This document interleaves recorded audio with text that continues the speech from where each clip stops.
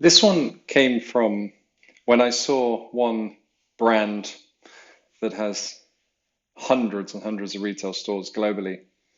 And what they were doing is a traditional term called wave picking. In other words, I release a set of orders, for argument's sake, let's say 1,000 orders.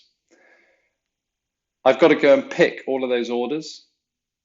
Forget the method within that of how I'm picking it, but somehow all the items for those orders get picked. They get brought to the end and then they get packed. Now, for me, the big problem that I've seen with this type of picking is that you can only do activities sequentially. So I've got to only start packing when I've picked all the items for those orders, which is fine when you're doing retail stores or wholesale. But for direct to consumer, every order matters and speed is key.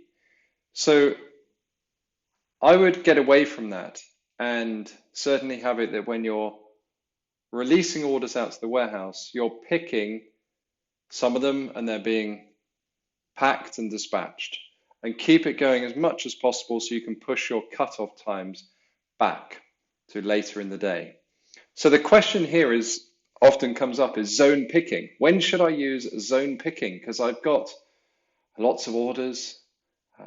People say I've got 2,500, 3,000 orders a day, and I've got a mezzanine now, maybe multiple levels.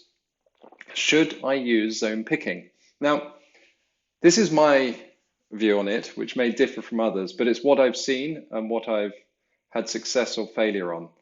And my personal opinion is you only use zone picking when you have no other choice, and that is when you have tens of thousands of orders going out per day with a level of automation to support you.